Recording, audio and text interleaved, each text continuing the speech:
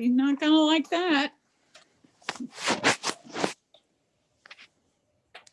You all set, Sharon? We're getting there. Hang on. Right. Move.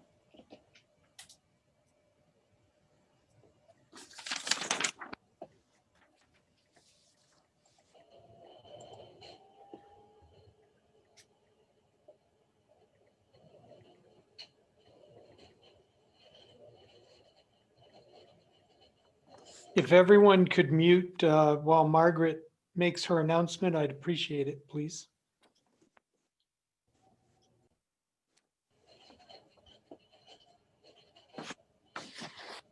Well,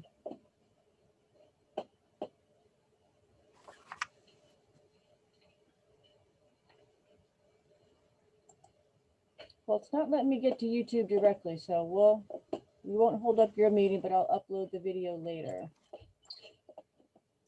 Okay, so at You're 3 all o'clock, set. 3 o'clock, we're calling this meeting to order. As chair of the Board of Selectmen, I feel that due to the state of emergency declared by the governor as a result of COVID-19 pandemic and in accordance with the governor's emergency order number 12, pursuant to Executive Order 2020-04, this public body is authorized to meet electronically. Please note that there is no physical location to observe and listen contemporaneously to this meeting, which was authorized pursuant to the governor's emergency order. However, in accordance with the emergency order, I'm confirming that we are A, providing public access to the meeting by telephone with additional access possibilities by video or other electronics means. We are utilizing both YouTube and Zoom for this meeting. All members of the board have the ability to communicate contemporaneously during this meeting through this platform, and the public has access to contemporaneously listen and, if necessary, participate in this meeting through dialing the following phone number, 603-236-4730, by clicking on the website address, www.watervillevalley.org, by texting to 603-254-6708, or by using the chat mechanism on Zoom. B, we are providing public access to the necessary information for accessing this meeting. We previously gave notice to the public of the necessary information for accessing the meeting, including how to access the meeting using Zoom or telephonically. Instructions have also been provided on the website of the board and of the town at www.watervillevalley.org. And C, we are providing a mechanism for the public to alert the public body during the meeting if there are any problems with access. If anyone has a problem, please call 603-236-4730 or email at townofwv@watervillevalley.org. And D, we will adjourn the meeting if the public is unable to access the meeting. In the event the public is unable to access the meeting will be adjourned and rescheduled. Please note that all votes that are taken during this meeting shall be done by roll call vote. Let's start the meeting by taking roll call attendance. When each member states their presence, please also state whether there is anyone in the room with you during this meeting, which is required under the right to know law. This is Margaret Turner. I'm the chair of the Board of Selectmen, and I am alone. Rich Rita here, vice chair, and I am alone. Mike Aronson alone. Okay, Mark, do you want to go to privilege of the floor with the chapel committee first? If you would like, that would be fine. Okay, that'll get them the opportunity to have their say and get the warrant article set, and then they will be free to go about their lives. Okay. Unlike the rest of No, us. not the rest of us. Yeah. So I think what I saw was something that it was a suggestion that the warrant article be adjusted. The last one that we discussed to say that the land would be at fair market value as opposed to saying it was going to be at fair market value or above. And everything else was the same as what we discussed the last time. Is that everyone's understanding? Yes, Yes? Okay, it is my understanding. okay. It's Mark's understanding. It's your understanding, Bertie? Yeah, yeah, that is my understanding. The only thing that I might change a little bit is I just discussed with Eric Barth. Originally, you had discussed about the lot being just around the chapel itself. I think we discussed that originally, and then we said, oh no, we wanted that whole lot, right? And so, and I haven't discussed this with the rest of the board, but I just discussed this with Eric, that if we went back to just a smaller lot, would the town adhere to what Eric's site plan was done? I mean, in other words, moving the cross-country trail to the riverside. And I think really that was about it. I think Eric is on if he wanted to say anything more about that. But again, as I say, I have not discussed this with the board. My concern really is cost for us.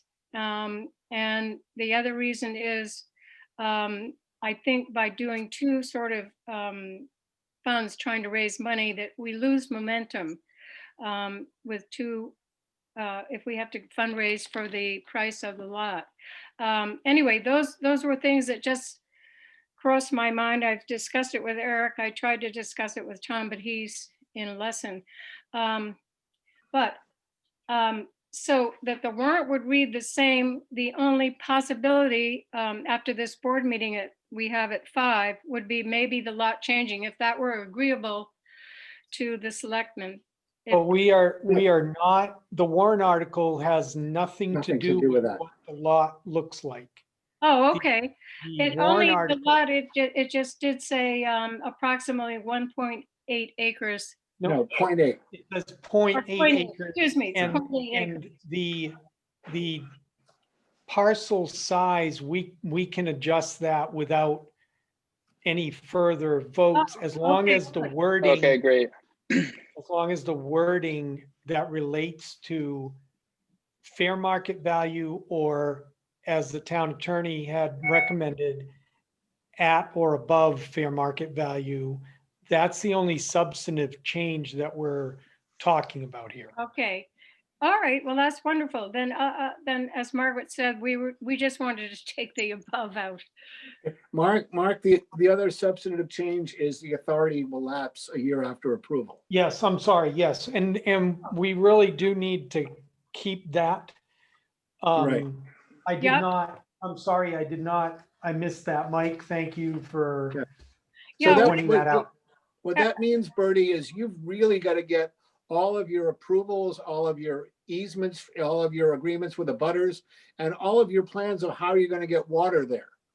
And Yep. things like that, because even, I know we've discussed bathrooms, but there's something dawned on me the other day, was you're going to need to get water there to be able to clean the place, Yep.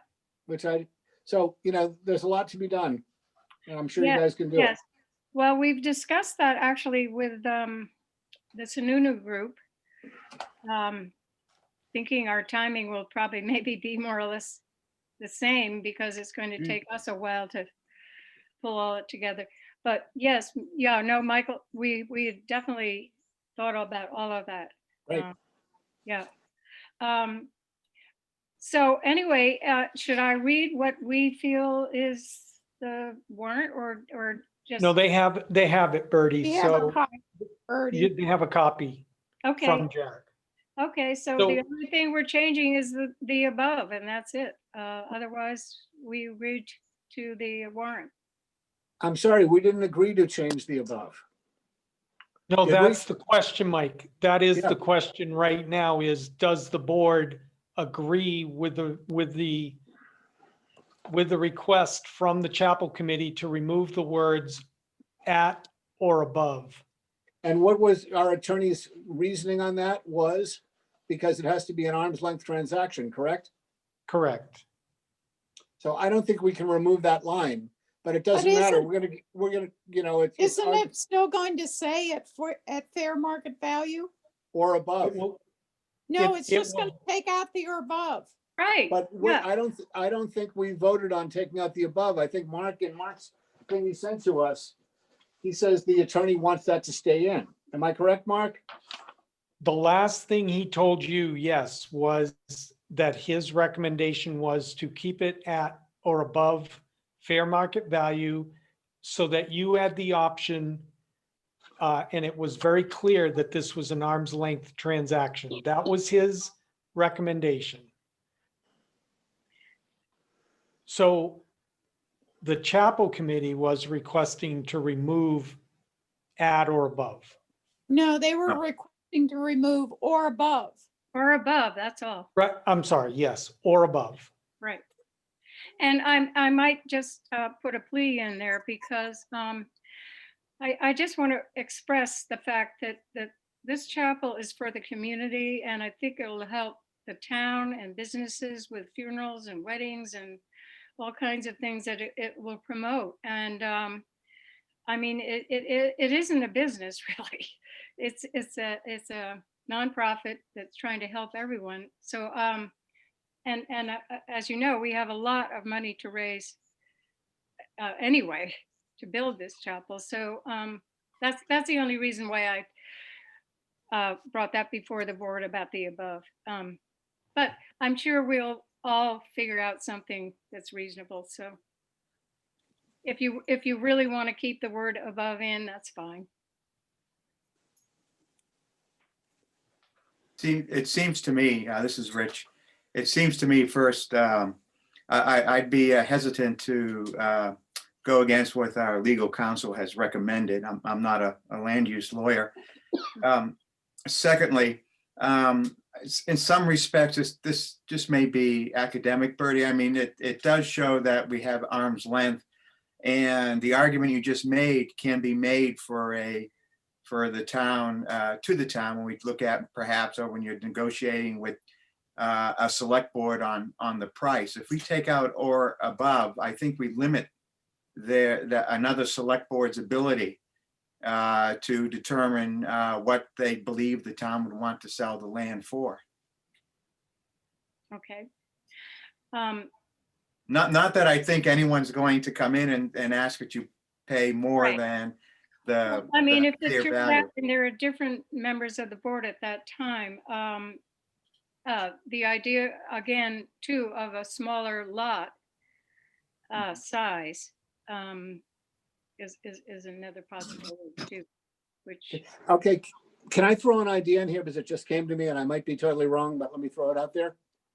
I'm not going to pretend to put words in the town attorney's pen, but I'm thinking maybe he has this at above because it might require the town to expend some money to be able to sever this lot and get it sold. So if we just took the assessed value and then added the legal fees to it, or if there had to be easements created and other surveys being done, those would be things that might be borne on the town that we might expect the committee to pay for.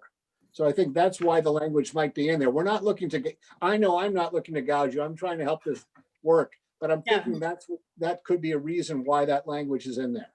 oh, okay. Okay. Yeah, Mark, I had another question.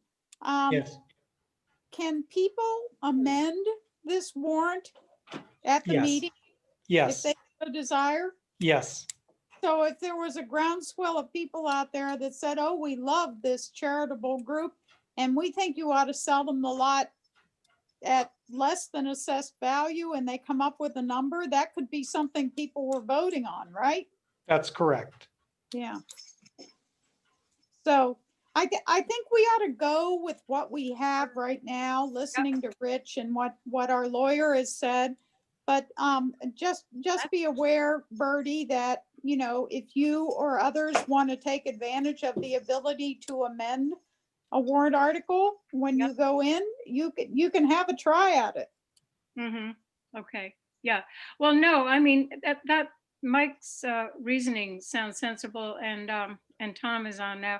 I mean, I'm perfectly happy with the above if that's you know, a reason because you have extra costs in the sale and so on, and surveys. Right. I can understand that. If that's what you think the above is for, Mike.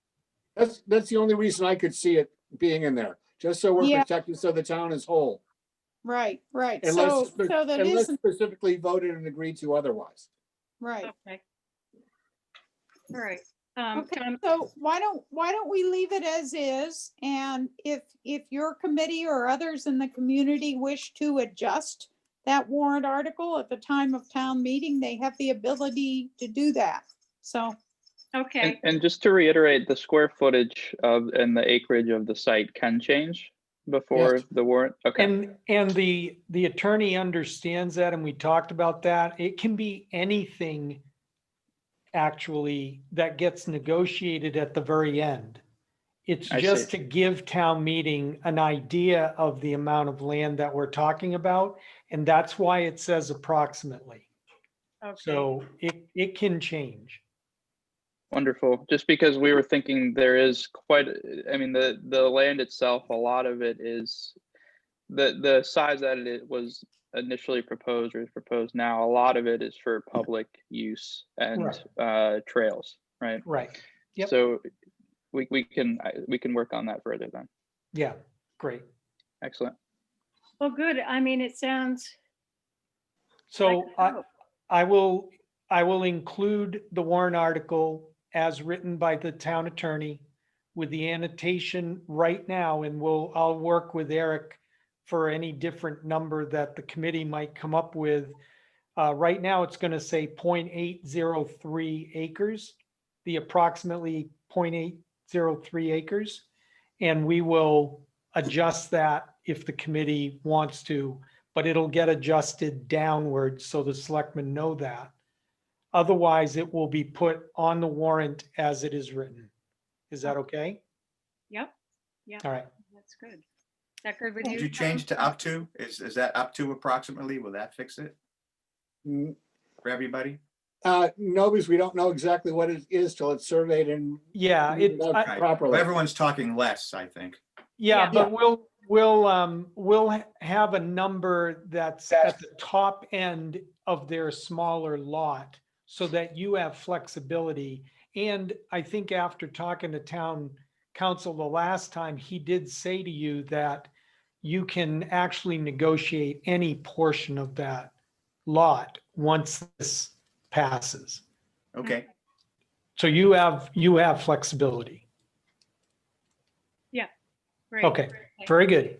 All right, Bertie. So that, Bertie, Tom, everybody under Eric, you all understand we're going to put it on there at or above, and we'll go from there. Yep. All right. That's- Select board recommending thumbs up. Yeah, do you want a recommendation on this warrant article, or do you want to leave it as is? I think council had recommended that you not have a board recommendation on ought to pass on this particular article. Do you know why he recommended that? I'll send you the link. To keep the negotiations pristine, because there's a whole set of negotiations after this, Tom. Okay, He just didn't want anybody feeling that the board was going in with a preconceived okay. decision. Because history, when the board votes 3-0, things usually pass. well, Just- you know, I would take heart because, as we discovered a couple of years ago in the 2019 meeting, you had an actual warrant article in which people voted and said they were in favor of having a chapel put up on that land. Now, they were kind of thinking that, you know, it was going to stay town land at the time. So you already have a positive view Okay, of having a chapel in that area. And I don't think this is going to change over the past couple of years. Right. You know, Okay. what's changed is we can't have you build it on town land. We would have to sell the land to you at cost. And that's really what the warrant article is about. Right. Okay, good. Yeah. Okay. Okay, All right, good. thanks. Thank Good. you all righty. for all your Thank you. patience with us. No problem. You were very good about coming in on a regular basis. We thank you for that. Yeah, now should we be coming to your next select persons meeting at the end of the month? No, we won't be talking about the warrant at that time, Bertie. The next meeting where we talk about it is the budget hearing in February.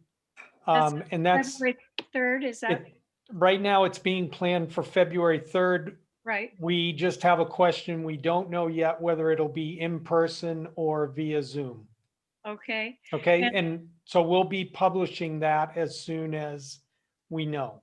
okay, and we were going to give a presentation at that meeting. Is that- Yes, and I'll contact you and talk to you about that Okay, offline. okay. Okay? But Thanks, please Mark. come to our select board meetings. Bertie. Well, you can come to the select board meeting whenever you We'd want. love to Oh, have, okay, you need people? We need people. We need people. We That's need right. concerned citizens. We need help. yes. Okay, We want advice. okay, Thank All you. Thank you. Thank you. Yeah. thanks. We're Thanks, gonna everyone. move on the agenda to the approval of minutes from the December 2020 regular meetings. All of us had the opportunity to go through and give our edits to Sharon, and she has sent out the edited minutes for everybody to review. Does anybody, Rich, I think you had a substantive thing you wanted to talk about. It's actually in retrospect, I don't, so I'm good. Okay, Yep. okay. Mike, did you have anything else? Okay, so can I have a motion to approve the minutes from the December 13th and the December 30th? Was it December 13th? No, 16th. 16? December 16th and December 30th, 2020 regular meetings of the select board.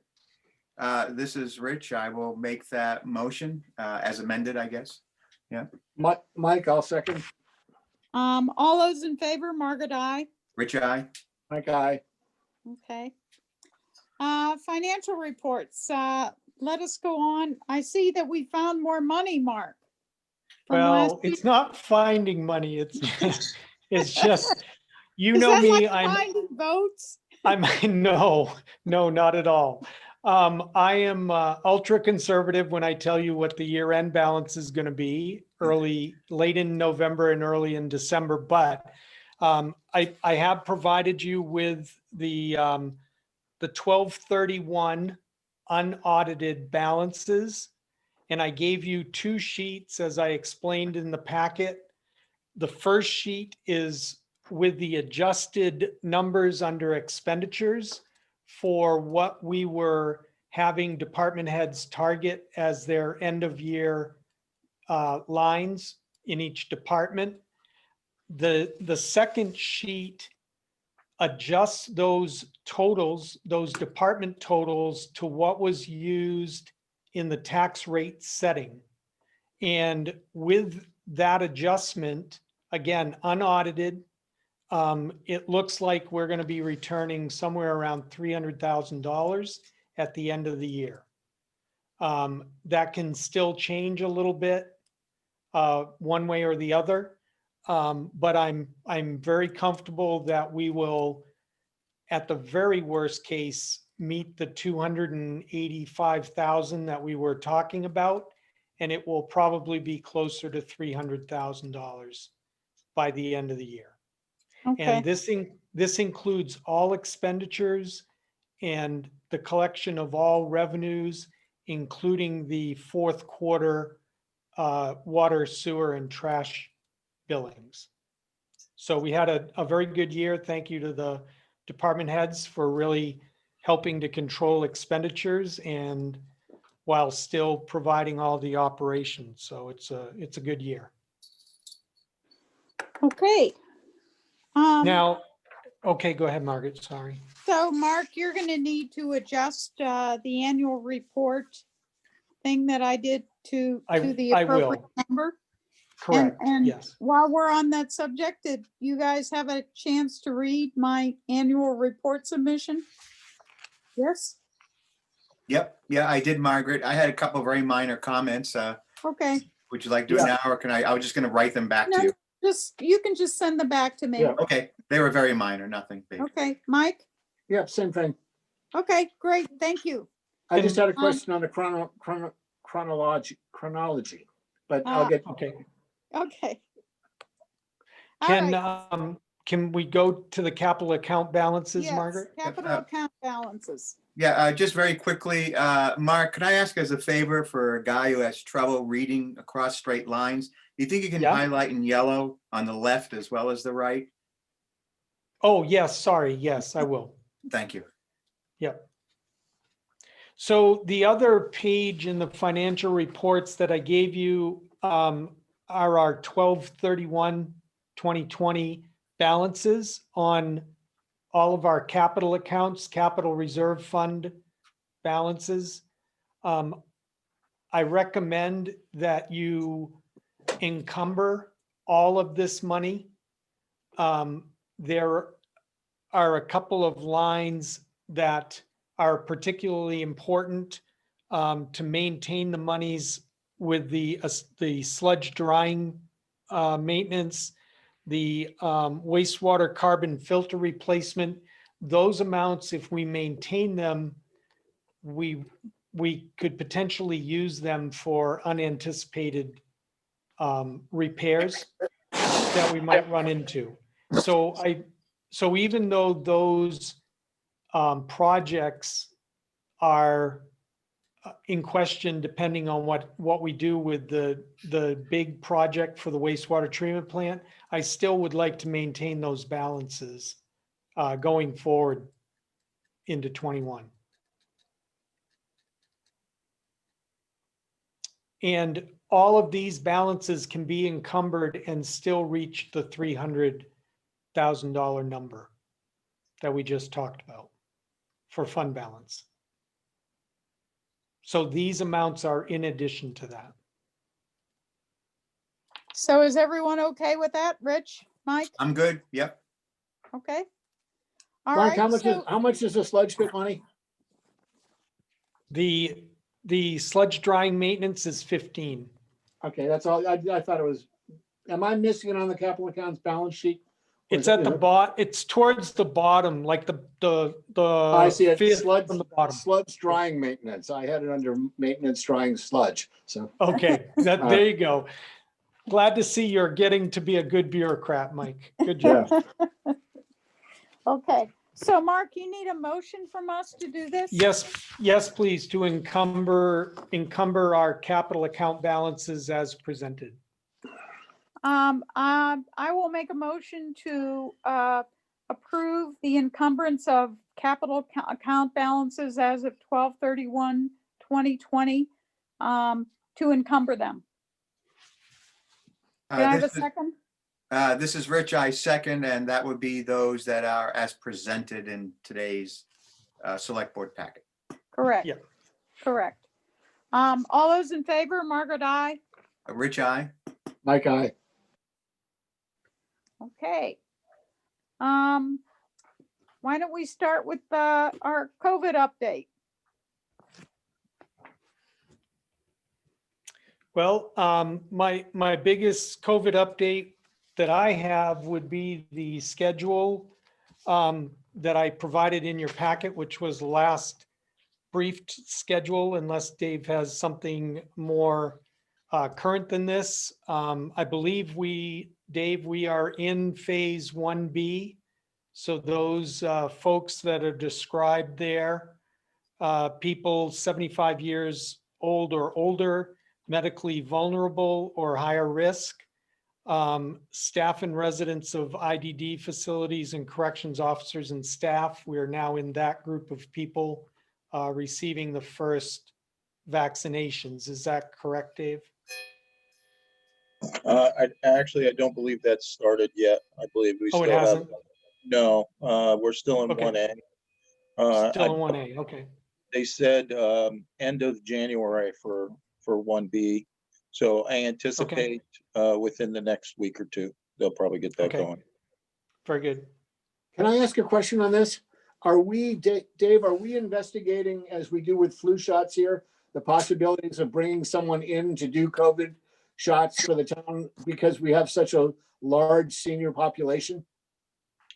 We haven't had that conversation yet. We're waiting for some guidance from our regional health network. So our regional health network is out of Plymouth, and they're the leads for our region as far as the COVID vaccines. So they haven't said anything yet. I anticipate there's going to be a plan where we've given our names and all the other EMS folks in the region that may actually be working these vaccination sites.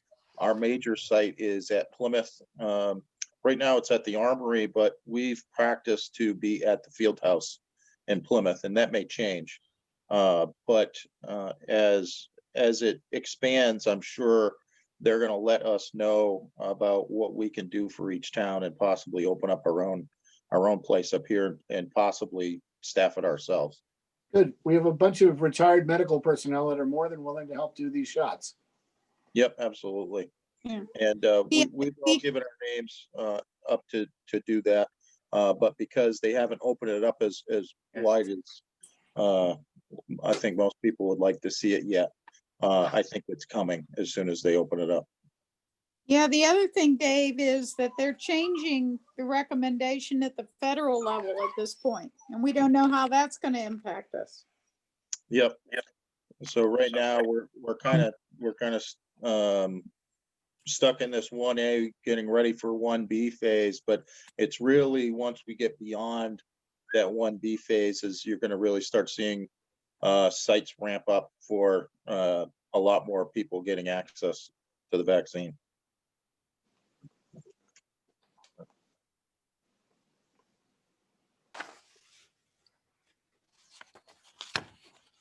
You're I'm muted, sorry. Margaret. I just didn't want you to hear her crying. They're Oh. talking about changing the categories at the federal level as well, and somehow moving people 65 and over up in terms of vaccination. So I haven't seen any change in the state requirements yet, but well, I guess we wait and see, right? Yeah, we'll wait and see. I certainly know that the 1A, it's certainly for our region, the Plymouth location hasn't been that busy. They've been able to handle most of the 1A folks quite easily. So I would like to see them, even if they regionalize it and make changes, even if it's, North Country where we're not dealing with large amounts of populations, that they can kind of accelerate it a little bit, maybe for us folks north of Concord.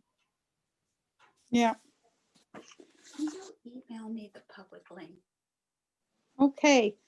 All right, let's go on, and if there's nothing else on COVID, let's get some department reports. Dave, you want to continue and tell us what's going on in public safety? Sure. We get through Christmas week. It was a relatively quiet week, but very busy around town. The mountain seems to be doing a really good job managing, and the folks coming here seem to be following all the rules and the requirements. So I'm glad to see that.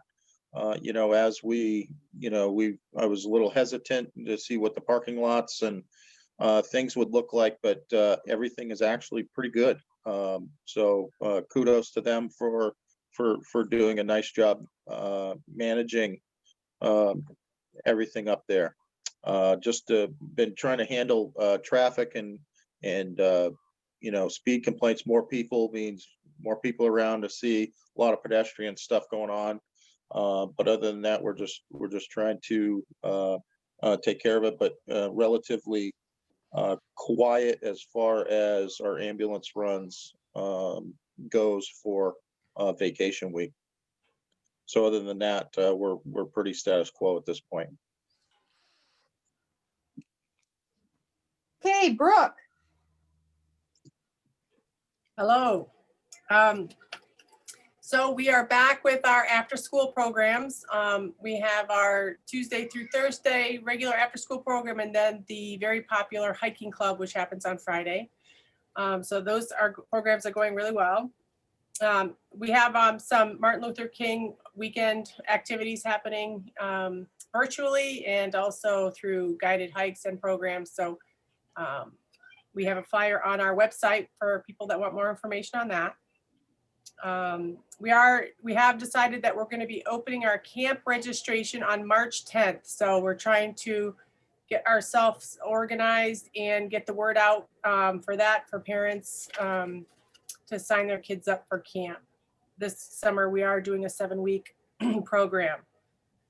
For February vacation week, I wanted to talk to the select board about whether or not we want to open our facility to, a limited number of programs for the public. So those programs would include pickleball, possibly pre-registration for a bingo, family trivia, kinder care, just a couple of programs that we can try to control the number of participants that would be coming into the building, and utilizing only the gym space, of course, and running it not during the Massachusetts week, because we of course have kids still in school, but starting on that Saturday and running it to the following Saturday through the New Hampshire week. So I wanted to, just because the last time we talked about the facility being open for Christmas vacation week, it was determined that that was not a good idea. And I just wanted to know if anything has changed or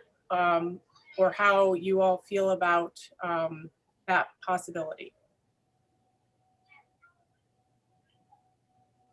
So this would be people other than our elementary school children using the gym, correct? Yes. And how does the school feel about that? Well, I have put the word out to the school to see, exactly, to take their temperature about how they feel about that. Wiley so far is the only one that's responded. I'm sure that Gail is giving it some thought. And of course I have to wait until, I hear from them, but the proposal would be not to include that week of Massachusetts, and Wiley had said that that would require too much cleaning anyway. So he did think, his opinion was that it would be possible from the cleaning perspective for the New Hampshire week and those weekends. But I am still waiting to hear from Gail about what she, thinks about it. Yeah, I'd be very interested in hearing what she has to say. I mean, if we can do it safely and responsibly and with the blessing of the school, I think we should do it. But I think I would like to hear what their concerns or lack of concern is, for that matter. Okay. We do have a safety committee meeting with the school next week. I can bring this up, on that level. So. Okay. This is up. Go ahead, Mike. My question is, we're talking about February vacation, correct? New Hampshire February vacation. No, New Hampshire, not Massachusetts. Yeah, Right. not Massachusetts. Okay, all right. Yeah. So we're talking the 20th to the 28th of February. Is that correct? Yeah, well, yeah, it would be the 20th to the 27th, Saturday to Saturday. It would be limited programs. It certainly wouldn't look like our, traditional years have looked.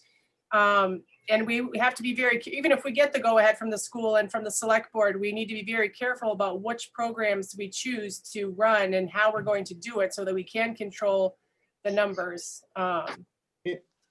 My suggestion would be is, they're talking about the spike coming up more and more after the holidays. I would say, if you're sitting around, got some time, do some planning, but let's see what we look like in a couple of weeks. Okay. I mean, we can put some things, some ideas that would work without going too heavy on the planning, and then wait and see, and then sort of implement that if everything looks good. Okay. That sounds like a plan, Brooke. Okay, and I just to add to it, even when if we do offer this, I consider it kind of baby steps to being open again someday. I think that's good.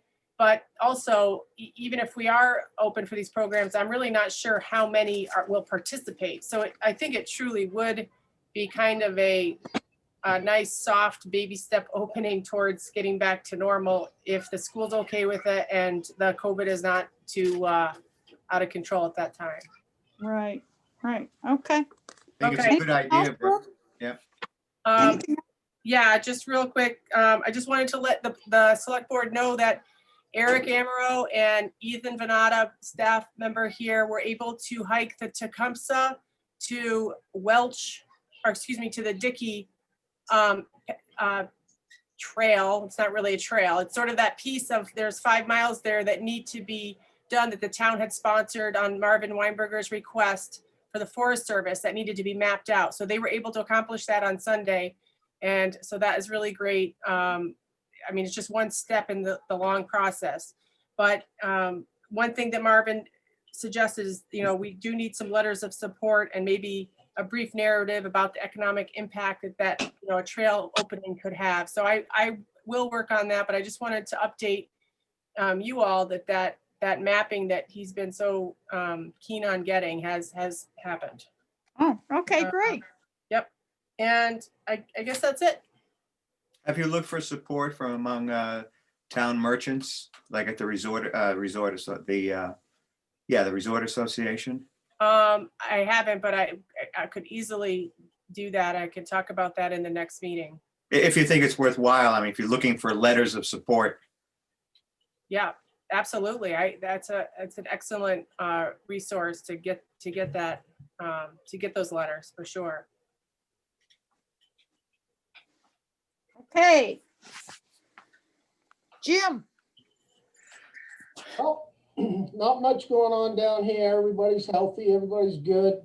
Most everything is running, and we've had some boring weather, so we haven't been too busy. Bite your tongue. Yeah, do not complain. I can say that the boys are very much looking forward to a weekend storm here this Friday night into Saturday week. So everybody's psyched about that. So, but other than that, things are fairly good. We are waiting on some chemical containment vessels for well 2.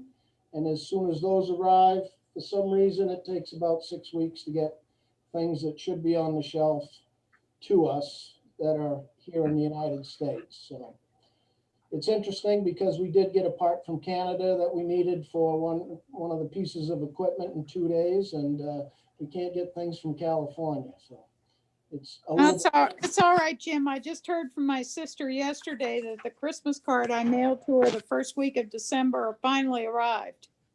So that's going on all over. I've been having the same experience with USPS myself. Yeah. Other than that, so the bottom line is we don't have well number 2 working right now. not right now. In an emergency, we could get that up and going. What we have. So right now we're just relying on well number 4. Yes. Okay. As we have been for some time. Correct. Yes, yes. That's something to keep us awake at night. Anything else? Anything else, Jim? Not at the present time. Okay, Dylan. So flows are still holding even with 2019 and 2020 in terms of how busy it's been. It's been really consistent. Christmas week, I think we had a meeting since then, but Christmas week was super busy. We're still recovering from that. We're running overnight trying to get the lagoon levels down. But other than just running the plant more often, everything's going good. Okay, great. Thank you. Could I'm sorry, Margaret, could I ask Dylan a question? Dylan, I was just a bit confused on the 2 charts included in our packet on wastewater comparison. Mm-hmm. Why does it seem to me that, what am I missing? It seems to me the increase hasn't been that that high or that much over 2 years. And I don't know what the second page is, with the listing of months. I don't think that's regarding wastewater, the second. That's trash. Yeah. The second Okay. one is trash. Okay, all right, Which- I'll go back to, I'll go back to the trash guy on that then. Yes. So the thing,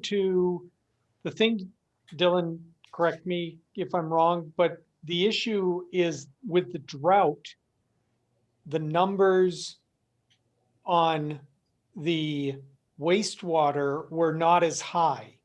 If you look at the bottom of that water wastewater comparison number Okay, sheet, if you put the 2019 rainfall into the calculation, we were up over 5%. got it, use. okay, Okay. And remember, for both water and wastewater, this is with virtually no commercial use as far as our regular summer business. that's the key So point. that's the key point is if Okay. you add that back in, and then that goes to the trash numbers that I provided. Even though we're showing that we're down overall on trash, the second sheet shows you that we're down 26% in the fourth quarter in our commercial trash. Okay, and we're down 33% in the second quarter, 2020 compared to 2019. So those are substantial decreases on the commercial side, which is why our total number was a little bit lower. Okay, thanks, I understand now. Okay. Great. All righty, onward. Calendar review. Our next meeting is January 27th. That good for everybody? Yeah, And- I'll Zoom in from out of town, I think, but that's good for me. Okay. And our joint meeting with the school board is today at 5 5 o'clock. o'clock. Roger Yep. that. Yep. Okay. Can we Go move to the wastewater treatment plant Yes, discussion? yes, Because I was we just have gonna say, I noticed Joe was on and we Jenny. wanted to go to the wastewater treatment project warrant article. okay. That'd be under old business 8B. Okay. So take it away, Mark. All right, I'm going to share my screen here and I'm gonna move. Can everyone see that? Not yet. Oh, you're not seeing the wastewater treatment plant talking points? Nope, Okay, what are you seeing? nothing. Nothing. No. Well, that's not sharing good. at all. Oh, how about I hit share first? And then I can show you the wastewater treatment plant. Okay, there they are. Yep. All right, I'm hiding. I'm trying to get rid of you guys out of here. So here is an outline of talking points that I put together that I sent you just a little bit earlier today. We have Jenny and Joe are on the call with us. They had provided the detailed breakdown memo for you on the bond issue. And that combined with the technical memorandum that we provided in December gives you a lot of background information regarding the project and why we are requesting what we're requesting on the 2021 town meeting warrant. So I thought what I would do is do this outline to give you the highlights, if you will, the talking points for public discussion, because it's very difficult to talk off of those technical memorandums when we're trying to present this information in a public forum. Right. So what I'd like to do, Margaret, is just quickly go down through these. interrupt me whenever you want. And between Jenny and Joe and Dylan and Jim, they can provide you with the specifics for your questions. All Okay. right. So the first thing to go through is the reasons for the project. Our wastewater treatment plant is 40 to 49 years old. We started 49 years ago and put it into commission 47 years ago. We have a lot of aging equipment that is in the plant. Some of the equipment in there is original to when the plant was built and put into operation, and it's still in operation today. A lot of the equipment has degraded from environmental and chemical exposures through the years. And we have replaced some of the equipment in there, but a lot of it is original. Because it's original, we're having a difficult time with some of the equipment, getting maintenance support for it. We have trouble finding parts to some of the equipment. And even as important, a lot of the maintenance vendors, when Dylan will call them up, they'll say, yeah, we haven't had that piece of equipment in operation for the past 10 or 15 years. So finding people who are knowledgeable and can make repairs when we need them is becoming a concern. Also, a lot of this stuff being from the 70s is not up to current safety standards. One of the primary examples of this is our heating, ventilation, and air conditioning system, which is non-existent in the plant right now. So we have a lack of a lot of these required systems that will be part of any new plant that we would be building. In addition, yes, Mark, go ahead. yes, yeah, whenever I see lack of required systems and safety is one of them. Well, and maybe Are we I in will change this. violation of any laws at this point in time?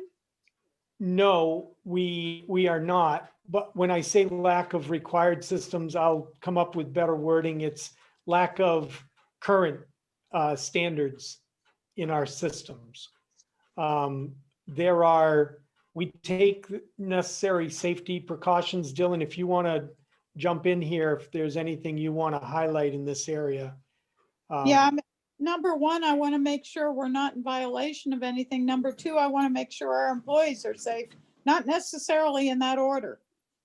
No, we have safety equipment available. It's just not top of the line. Right. Yeah. I mean, we're not at risk or in danger by any means. The only real significant time that it's hazardous to be in the facility is during the summertime when we're doing breakpoint. Breakpoint chlorination. That's when we. Maybe it's just lack of top of the line systems. Yeah. It's just 1970s technology. Yeah. Lack of modern systems. Exactly. Yeah. Yep. Okay. And Margaret, if I could, and Mark, if I could add to that, but one of the things that was, that came up along the way too is electrical codes have changed. So some of the electrical systems, the placement, spacing, types of electrical components don't meet current codes. That wouldn't necessarily be looked upon as something that, you have to update immediately when a code changes, but any updates to equipment would have to meet today's codes. So there's a handful of things. There's some ingress, egress areas where we would, under today's standards, we'd have at least 2 means of egress. There's some areas in the plant that have only 1. And again, the staff knows when they're in those spaces, they know how to manage that. It's just not, the standards of design have changed. Okay. So in addition to the age and obsolescence of our current treatment plant, we know that we are getting a new EPA permit within the next couple of months. I will change that 2 to 3 to the next several within the next several months because we do not know exactly when we're going to get it. We do know after our conversation the first week of December with EPA that we are going to get more stringent treatment levels. And we are also going to have new treatment requirements that we do not have under our current permit.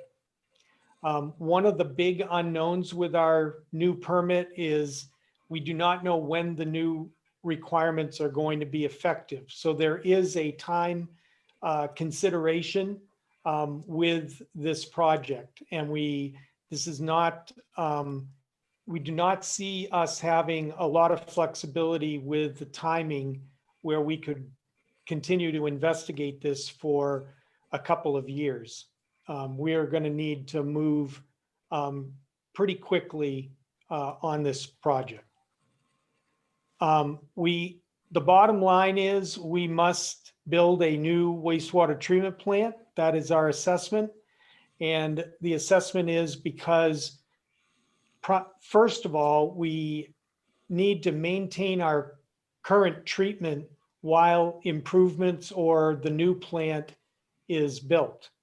So it isn't like we can take our current plant and take it apart and put it back together, making improvements on it. We are going to actually have to continue to treat wastewater while we meet the new permit requirements. So that leads us to the fact that we really need to consider building a new plant. And our plant lacks accessibility to make improvements.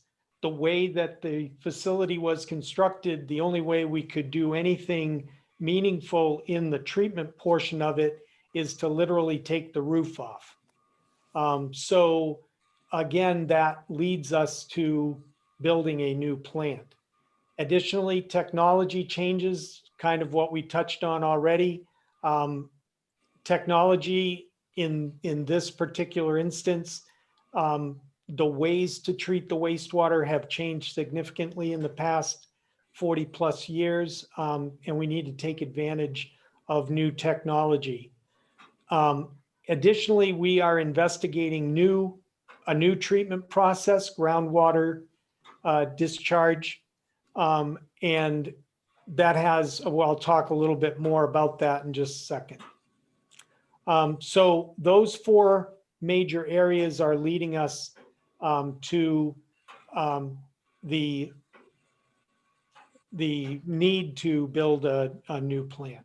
Mark, Yep. just if I may, it's sort of built into this, and this is a presentation and you are presenting or what the select board will be recommending. But the question will inevitably arise, what about, an upgrade or a modernization? So perhaps you need to address that in this section.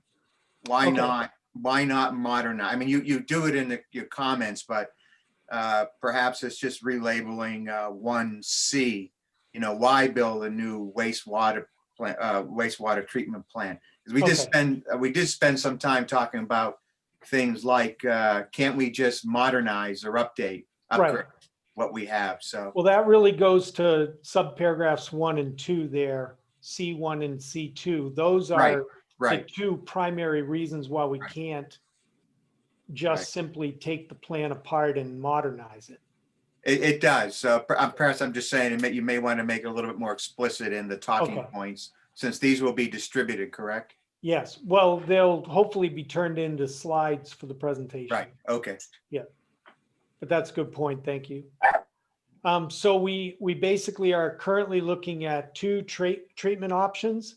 The first is to continue with our EPA permit and continue to discharge our effluent into the Mad River. And the other is to develop a new groundwater discharge system. So I'm going to talk about those two here in a little bit of detail.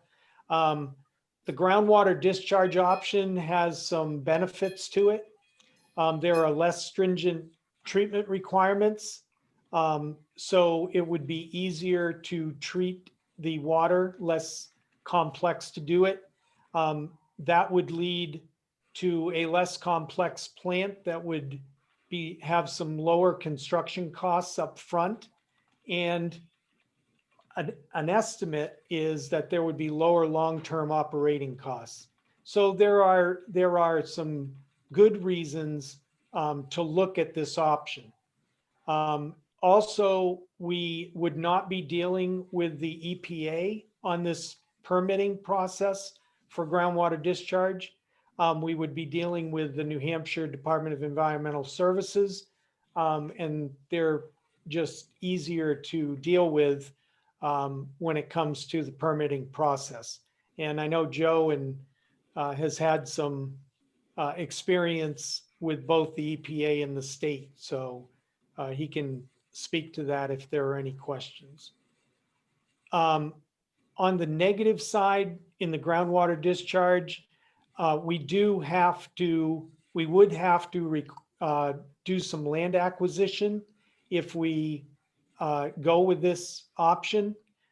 We still have not determined an exact location, but we are limited in the vacant land that's available around town. And so there may be additional costs to purchase the land, and there may be costs to find out if the land that we would be looking at is even suitable for the treatment process. And there's a cost associated with doing that investigation. So there are a lot of questions. This is probably the largest question with the groundwater discharges. Is there sufficient land available for us to purchase? How much will that be? And where is it? Because that'll affect our operational costs going forward.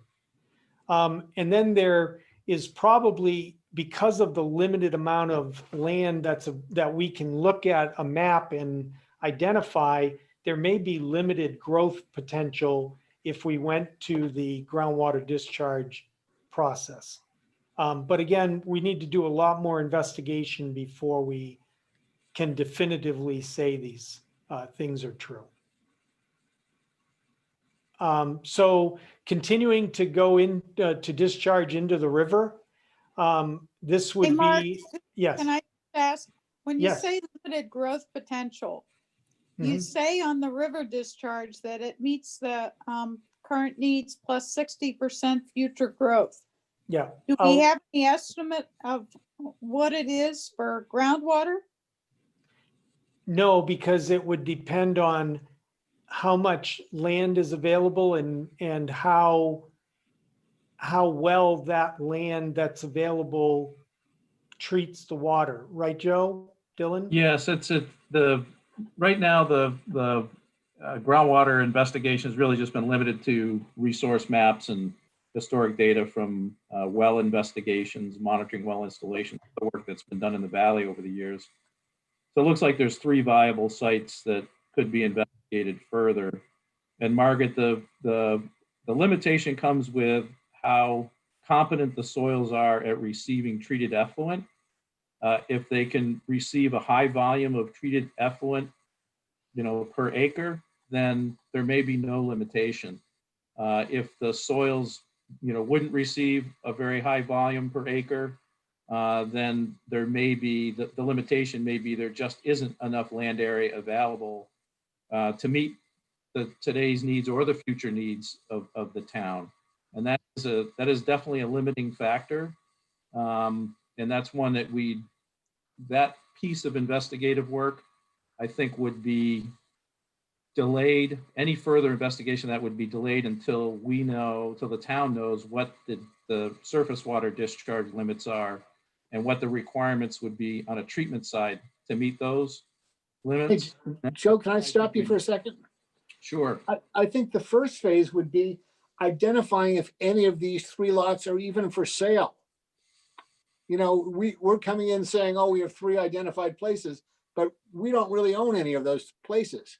And it might be, we might run into a situation where the people that own those places might go, no, we don't want to sell it to you for that.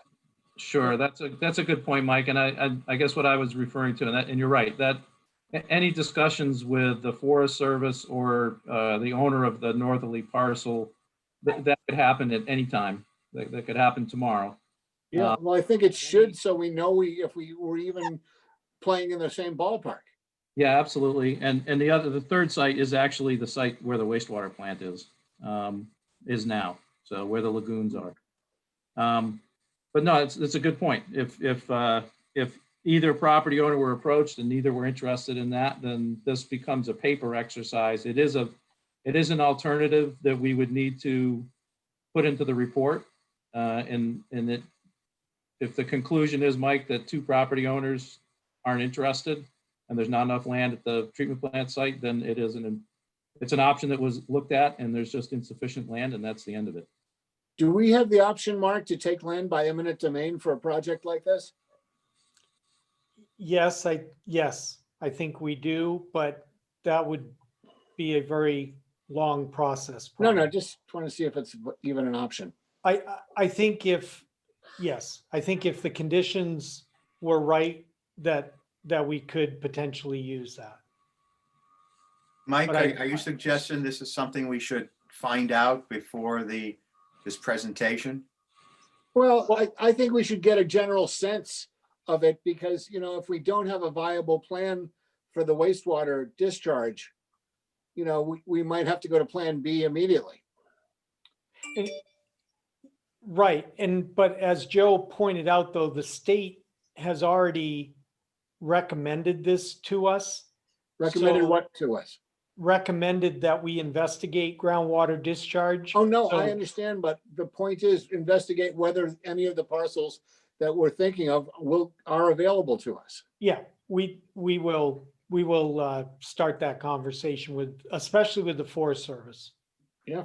I guess the bottom line question is, would we still be looking at a $5 million bond even after we found out that we can't purchase land? Yeah, yes, and I'll go into why Okay. in just a minute. My recommendation would still be to continue with $5 million. Okay. So continuing the river discharge option, again, we feel that if you're just comparing facility to facility, there's probably higher initial construction costs with the river discharge option because of the complexity of the plant.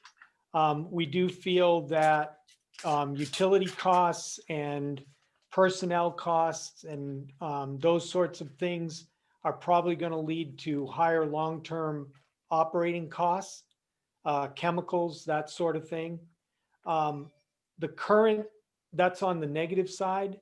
On the positive side, we think that current town land is probably going to be sufficient to put a new plant on. But again, until we do detailed analysis, we can't say with 100% certainty, but we probably can make it work.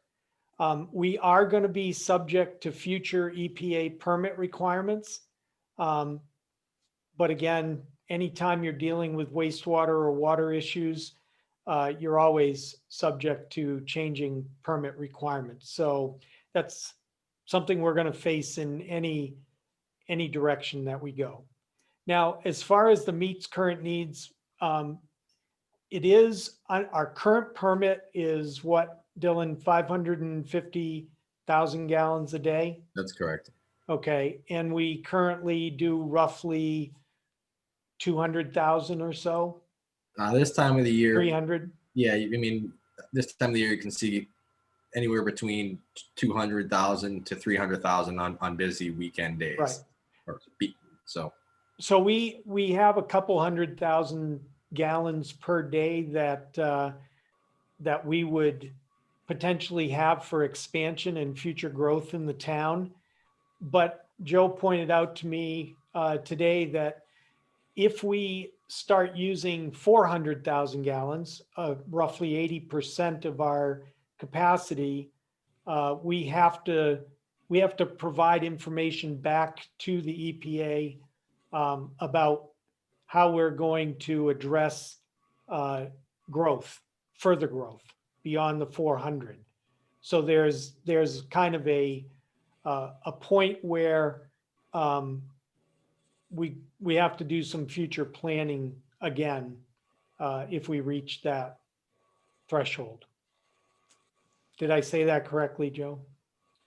Yes, and that's, what we talked about, Mark, was hydraulically that 550,000 gallons a day. Once you reach an 80% threshold and you sustain that for more than 90 days, the NPDES permit, and in fact, not only EPA, but DES would require a study be done by the town to address how they're going to meet the treatment needs beyond that 80% level. And Yeah. and Jenny, speak up, please, if I'm misstating anything, but typically they would not, they might make the permit limits more stringent in the sense that you would still have to meet certain loading criteria to the river. Even if the hydraulic flow went up, your loading limits would stay the same or get more stringent. It's very rare to see, and I haven't been involved in any projects where the flow level has been increased, the discharge level has been increased. That's very, very rare. So the $5 million that we are requesting at this town meeting has multiple uses, as you saw in the wording of the warrant article draft that I provided to you. We are going to word the warrant articles so that the money can be used for maintenance of existing facilities, because we have to keep the current plant running and meeting all the EPA requirements while we build the new plant. So that could be 4 or 5 years. We have. I'm sorry, Mark, does that Go ahead. include repair?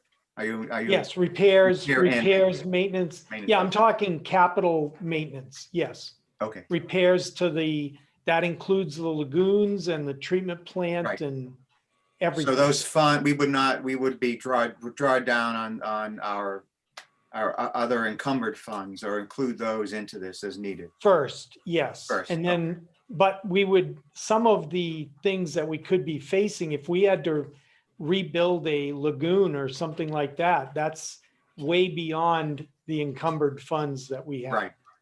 So we would need to use some of this money. So you're And that's talking why about- we're wording the article that way. Right. Minor and then- repairs. Yeah. And then we have engineering. So first engineering task that we anticipate is a response to the EPA new permit requirements. And then we need to have money available if we do have to do facilities maintenance. There may be some design work that would need to be done for that. We're going to need extensive new facilities planning. And if we go with the groundwater discharge, we've got hydrogeologic study that would need to be done as part of that. We are starting to identify new technologies that are available in the treatment process. So we need to investigate and pilot those types of new technologies. And then we're going to need to do life cycle cost comparisons, which means looking out 30 or 40 years down the road and calculating which potential options are a better value over the life of the plant. We also need to be ready, if necessary, to do land purchase.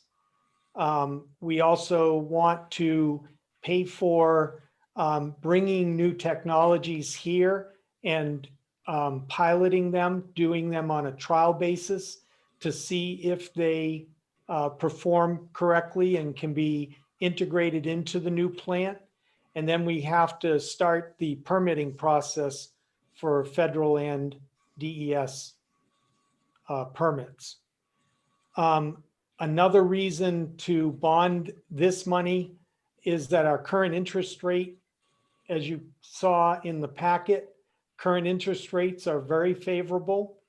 And this money, anything that is unexpended from this $5 million will be continued on into the construction phase of the project. And the thought process is we borrow 5 million this year, 5 million next year.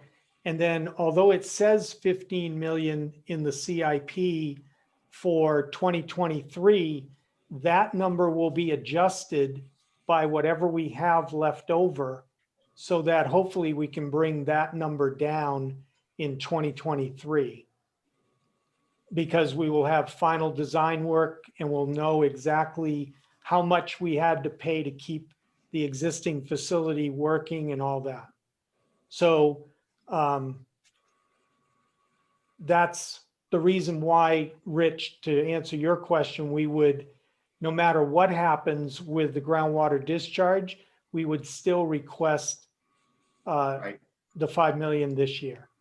It seems to me too, Mark, that, and I notice it's not including in your TPs. The first thing when I read it earlier today was, well, what's the bottom line to my tax rate? And would that be an appropriate discussion point, say, as instead of other considerations, but outlining to the town what we're really talking? I mean, 5 million, 25 million. Those are astronomical numbers. I want to know how much is it going to cost me per thousand, Yeah, I think. And you had broken that down too. So, I have that broken yeah, down. and we've discussed it. So I wonder if this is a good place to. Okay, I will add that, Rich. Yeah, well, if the other select board members agree, because I think that's the natural question. Since you're talking about what's it mean in terms of cost to me to agree to this 5 million bond this year. And then the out years. I agree with you, Rich. Definitely a reasonable thing that people are going to want to know the answer to. Yeah, so item number 6 will be financial impact information.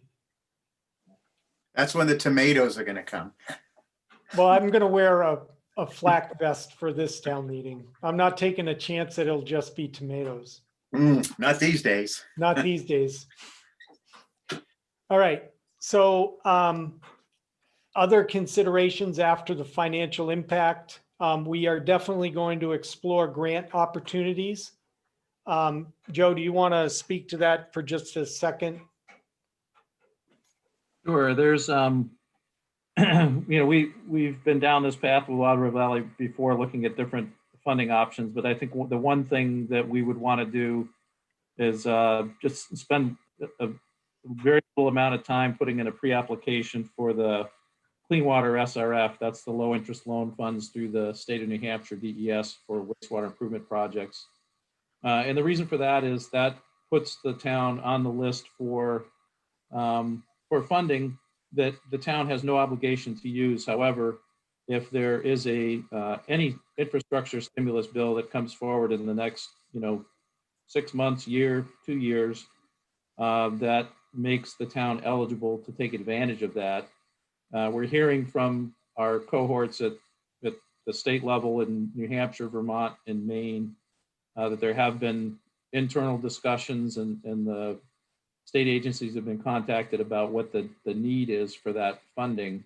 We're also hearing that it would be substantially more, 5 to 10 times more than the average funding cycle in the 2008-2009 period. So if in fact a stimulus evolves, and if it evolves similar to the ERA project funding, which provided 50% loan forgiveness, there would be a great motivation for the town to jump on that bandwagon. If you say had a $20 million project and you were eligible to get 10 million of that forgiven, you would want to be positioned for that. There's no obligation to use it, but I think it's worth investigating. And then just from a staff consideration, we have our ongoing water project that impacts Dylan and Jim. And then Jim, we have the roads project and the potential for trails and buildings and just other infrastructure, that it's going to be important that we not lose sight of those projects along with this major treatment plant project. So my summary slide would be pretty simple, 4 things. We must build a new wastewater treatment plant.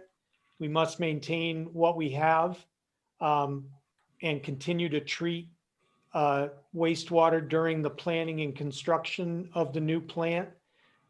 We know we're going to have new permit requirements. We're uncertain exactly what those are. And the timing of them is also uncertain. So we need to be ready to implement some pretty stringent requirements right away. And then we need funding flexibility because we have a lot of different moving parts here in this project. And again, we're gonna have a warrant article that allows us, if we don't spend everything, to carry it forward to the next phase of the project. So my goal is, I hope that we have simplified the information that you received in the technical memos, and I'll make those changes regarding the land purchase and the financial information. And I guess my question to you is, did we accomplish the goal of simplifying it? And do you think this helps?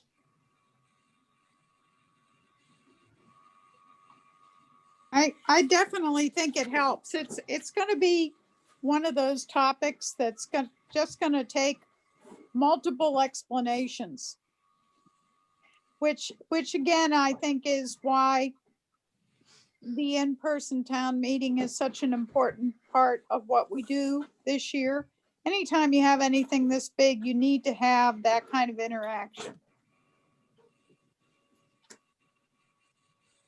Mike, thoughts? Is this help? Talking to me? Yeah. Yeah, I think this will help. I think the big concern we're going to have, and it's a concern that I have, is why are we bonding $5 million and paying interest on $5 million when we don't know where we're going? I think we have to give an end scope of all these projects, maybe from Joe, of the approximate price ranges it's going to cost us to A, maintain our system and keep it running for the next few years, B, work on the transition from a new system to an old system, and 3, look at what the new plants are going to cost us. Because I think the numbers are so vast. I think it will help a bit more when Mark lets us know what it costs to the tax rate for everyone.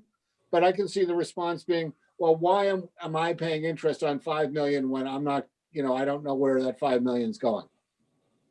But I think the rest of it is good. I think it's to the point. It gives us the issues we're dealing with, why we're dealing with it, where we are. And hopefully, if, maybe in the next couple of months, we'll have a better idea of what that new permit is. Joe and I had that conversation, Mike, and I think the bottom line is we're going to spend at least $5 million. There's no option that we're looking at that doesn't spend. I get it. I know from sitting and listening to these things that we're going to spend that. But I think people want to see some accountability on where this 5 million is going, because it makes it seem like, well, here's 5 million. We'll get back to you after we've spent what we have and decided what we want for a plant. It's just such a big number compared to what our town budget normally is. I think, Mark, I think you've done a good job with this now. And I think just stressing the point of where these phases are going to come, which is going to be fairly simple to do. Okay. Because you've explained it to me and I'm a simpleton. About that. I think you've done a very good job too, Yeah. Mark, and thank you, Joe. All of you guys, Dylan. Yeah. Dylan, have we covered everything that you're concerned about as far as the plant, and are you comfortable that we've accounted for things? Have we left anything off from your perspective? No, I I think you touched on basically everything. Okay. I mean, that dollar figure, just to put it out there, really, that $5 million is literally an insurance policy and covering all the engineering. At least this is how I read it in that memo. Fixing things at the plant to make sure we can last until we build a new plant, as well as engineering costs and pilot costs.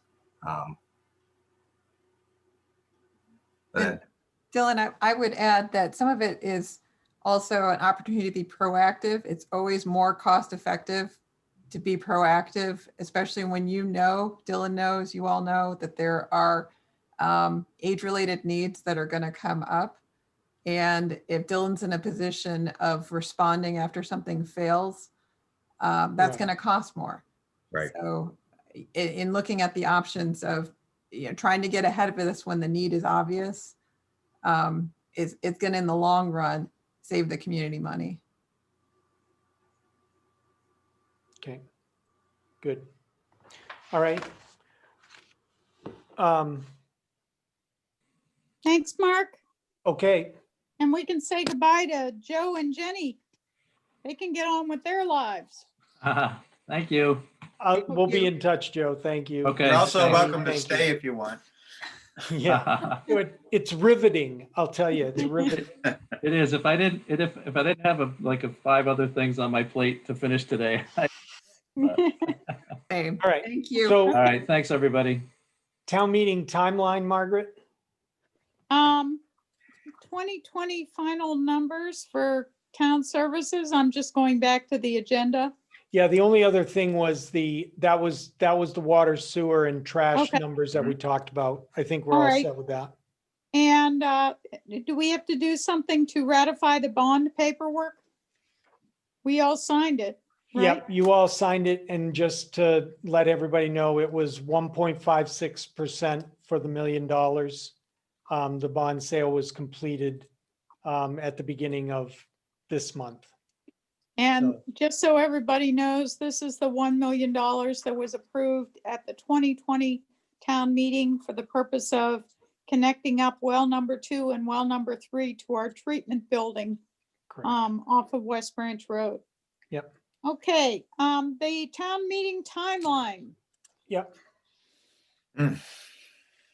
Here we are again. It just keeps getting better, doesn't it? And It this goes along with Mike's recent chat comment that we need to vote on drive-through voting for. So here's my recommendation. Yeah, let me interrupt. Even ahead. if the town does not do drive-through voting, the school as it currently stands is intending to. However, based upon all the I don't want to call it idiocy, all of the stuff that is going on, my understanding is from Mark and the SAU and all kinds of attorneys that in order for the school to do it, the select board has to approve it, which Right. may not make any sense to you or me, but I guess that's the way the rules work. Yep. So here are my recommendations to the board. And Marilyn, are you here? Was, But I'm muted. Okay, you're Not not now. anymore. We can hear you. I know. So here are my recommendations based on the moderators workshop that I attended Saturday. And the town attorneys look at it and bond councils look at it. The recommendation is to schedule our official balloting for Tuesday, March 9th, a regular second Tuesday of March. The difference this year from previous years is that because of the drive-up school district voting, the polls must be open from 11 a.m. to 7 p.m. Okay. And so we would schedule the official balloting for that period of time. Then paragraph 3 there, schedule an in-person town deliberative session for Saturday, March 13th at 10 a.m. I have briefly talked with Tim Smith about having multiple rooms in the conference center with appropriate audio visual support to allow for presentations and to allow attendees to participate in person in the discussion and votes. If fewer than 25% of registered voters attend the March 13th meeting, so we have a very small turnout on March 13th, we would adjourn the meeting to Saturday, April 10th at 10 a.m. And the idea behind this is because of the timing for the major projects that we have, we want to hold the in-person deliberations, deliberative session as soon as we can safely do it. So again, I picked Saturday, April 10th. It can be a different day, but the idea would be to adjourn to a future time and date certain that allows us to come back together. And then regardless of the number of voters that attend that meeting, we would hold it on that second date, in this case, April 10th. The Mark, meeting will, yeah, go yeah, ahead. what's 25% of registered voters? How many voters would we need there? We would need About 100? about, yeah, a little less than 100, between 80 and 100. I don't know the exact number, Okay, but I think it's around 80 or 90 or so. okay. Okay, and the idea behind that is to just get a robust discussion and have a real representative vote on these big warrant articles, so that you don't have 25 people making a decision on millions of dollars in bonding. Right. And Mark, in addition to having the in-person meeting, would people be able to watch it on YouTube or Zoom? We can try to make those arrangements, yes. But they would have to vote in person. They would have to, all voting would have to be in person. Yeah. Right. Now we have had people come in, especially on bond votes. We have had people who are not really attending the deliberative session come in during the hour that the polls are open and cast their votes. So if we are live streaming this in some way, then people would have that option. So they could be at home watching the meeting and say, okay, I want to go in and vote on the bond issue. Yeah. And the bond issue is going to be open for an hour, so they could get in their car, come in, register with our town clerks or our voting people and vote, correct? Right. Margaret, would you anticipate their ability to comment via Zoom or, well, via Zoom only, I suppose, or text? If we set this up for watching? I believe that our town council has a problem with people doing comments via Zoom, doesn't he, Mark? Well, for the town meeting, his comment to you was being careful in allowing that, because you can't make a determination as to the exact status of someone as a registered voter.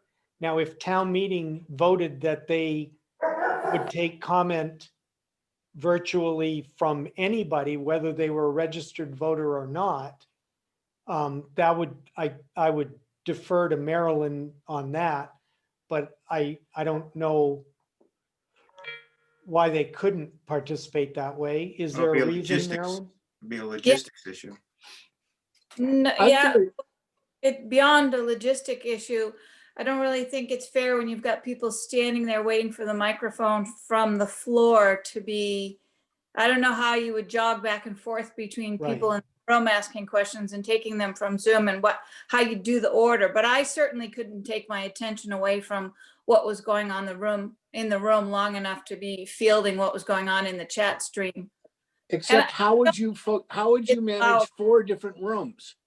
If you're talking about moving people into multiple rooms and having them contribute from different rooms, that's even more complex as complex as doing it on Zoom. Well, it's again, it's what came out of the guidance to the moderators that was discussed on Saturday.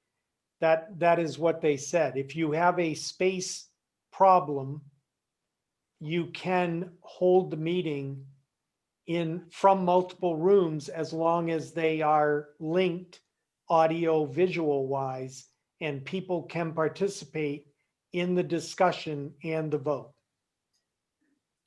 Mark, would you think that these meeting rooms would all be in the conference center? Yes.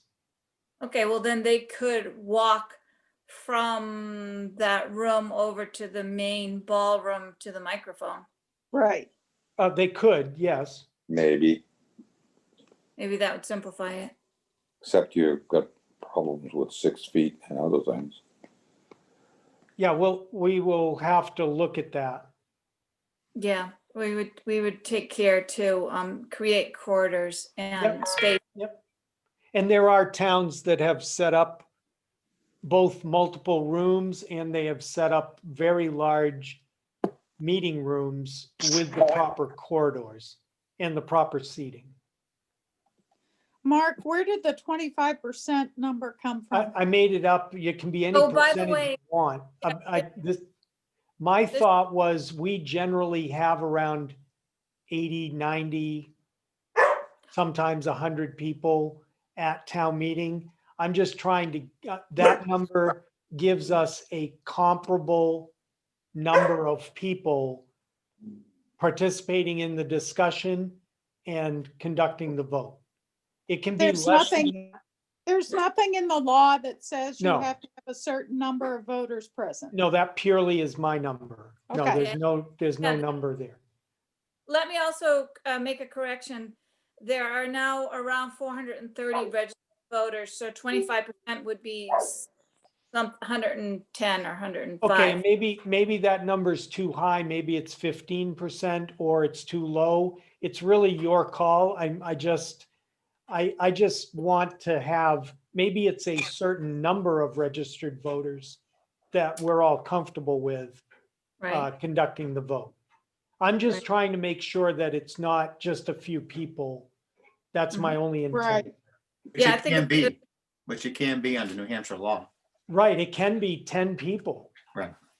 So, Want to do that with yeah, what you're going to pass? millions of dollars. So let me just go on number 5, because we're getting close to 5 o'clock here. Right. So the selectmen, as Mike said, the selectmen need to vote and approve the school board conducting drive-up school district deliberative session voting. I would recommend that you do that for Tuesday, March 9th. That's what the school board wants to do, right, Mike? As it stands now, this is all me right now, working with the SAU, Yeah, but I'm reasonably confident that we are planning on piggybacking everything on March 9th. right. And we can discuss this more at 5 o'clock, but the selectmen's approval is required to institute RSA 8. Right. And I think it is and- really important that we have that now, since we are getting a letter out, hopefully within a week, to Yeah. all of the voters as to what our plans are. And the voting that it was talked about on Saturday with the moderators, and walk-up voting, okay, is allowed in addition to the drive-up voting, but you must offer drive-up voting. You That is cannot, correct.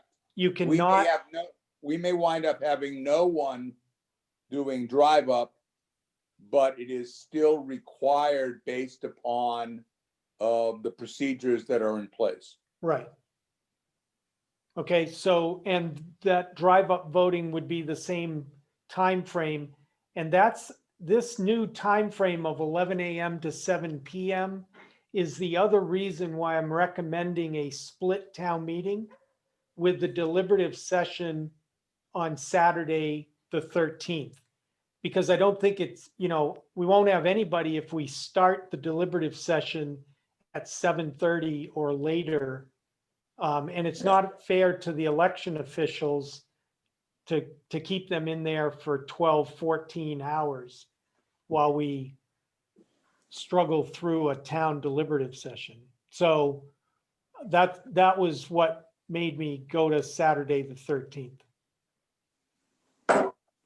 The outstanding question that I cannot answer right now is on the bond and budget hearings. So I am still waiting to hear back from town council and bond council. If we can conduct them via Zoom, we would schedule them for February 3rd at 6 p.m. And then if we have to hold them in person, I have touched base with Tim about the use of the conference center for an in-person bond and budget hearing. But we'll figure that out once we get the opinions back from town council and bond council. It's going to be complicated and confusing, but I think the more we can do on March 9th, the better off we're going to be. Yeah. And Mark, with respect to how many days do we have after the bond hearing to have a vote on the bond? Is it still 50 days? It's 15 to 60 days. 60 days. 15 to 60. Yeah, 60. 15 to 60. And as long as we have convened the meeting, even if we adjourn it to a date and time certain, the original day that you convene the meeting is the start date. Right. And as long as that's within 60 days, you're good to go. Okay. Right. So no problem with having our information meetings on the 3rd if we have to go to the 10th of April? Yes, because the March 13th start time meets the criteria. Okay, great. Okay, so the selectmen need to vote to approve the school's request for drive-up voting in accordance with 1129. Is Yes, ma'am. that right, Mark? Yes. Okay, so I will move that we approve the school's plan to have drive-up voting on March 9th in accordance with 1129. Can I have a second? This is Rich. I will second. Okay, all in favor? Margaret, aye. Rich, I. Mike, aye. All right, thank you. Thank you, guys. You're So welcome. Margaret, the non-public session should take about 2 minutes, but we do need to be off this call Right. in time to start the other one. Thank you, So guys. I'm leaving. Can we, All right. can we go to non-public? We're gonna go into non-public right now for discussion of items that should not be public. And we'll see some of you again at 5 o'clock. 5 o'clock. All right, And Brooke, you're gonna hang in there, right? you're out, Jim.